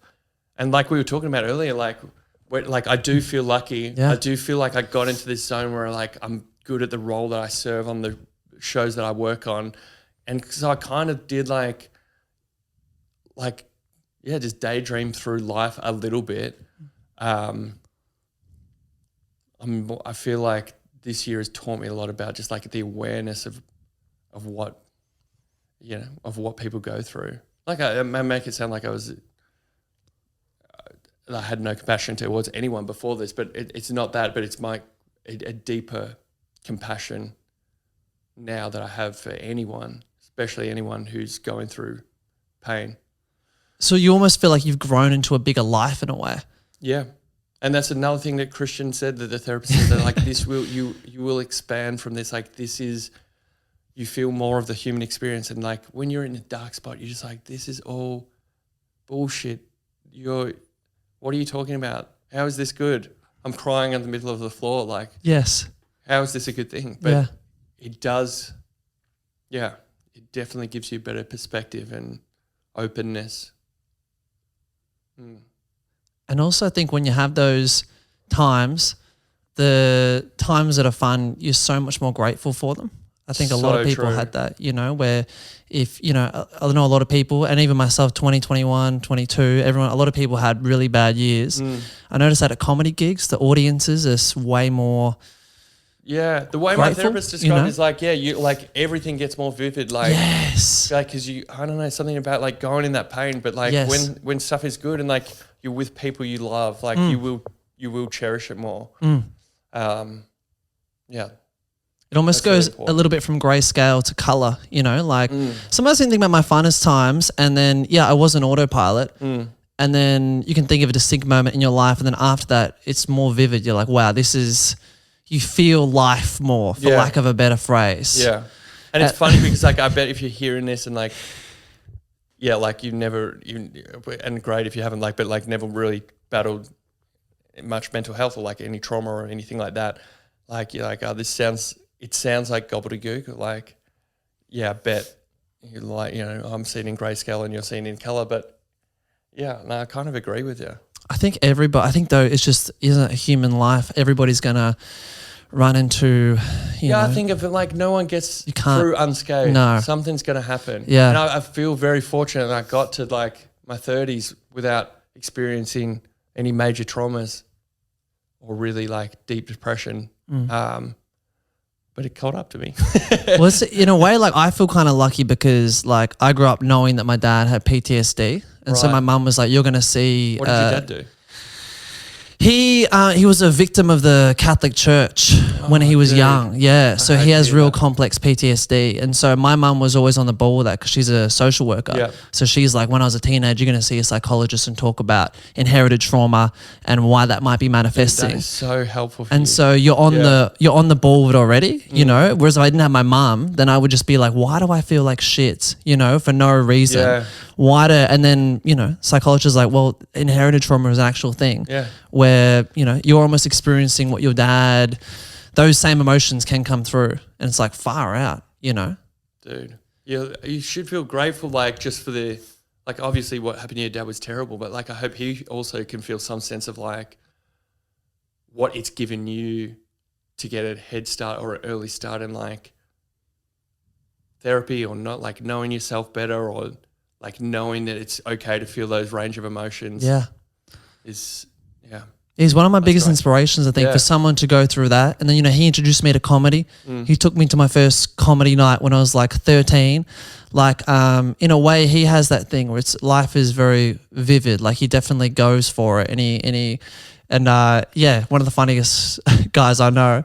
But is very inspiring of let's have a fun time, I think he said to me one time when I was really little, he's like, if I can get through what I've gotten through, then, and it wasn't in a diminishing way. He's like, I want you to always just go, head first. Dude, that's so valuable. What a gift he's given you. Yeah, it's probably why I got into stand-up, I reckon. Dude, like, what a gift he's what's given the worst thing that... You sound like you have great folks, but like you can use that same sort of thing. It's like, real trauma. It's like bombing on stage is not real trauma. Wow. What a gift he's given you, man. Far out. I think that's a good way to end the podcast. I'm going to give you a hug after I hit this recording button. I guess we should do like just the like Lifeline shout out. Like, if Yeah, anyone yeah. is going through stuff at the moment. Yeah. I don't have the number at hand, but like, I'll do an intro at the start. Yeah. Lifeline, Beyond Blue, and dudes, like, slide into my DMs as well, because I will give you the time of day. If you feel like you have no one else to talk to, just go talk to a stranger. I've even had that where like it's weirdly from TikTok. I've had like just some young man message me and say that applies to Instagram only, not the cucks on TikTok.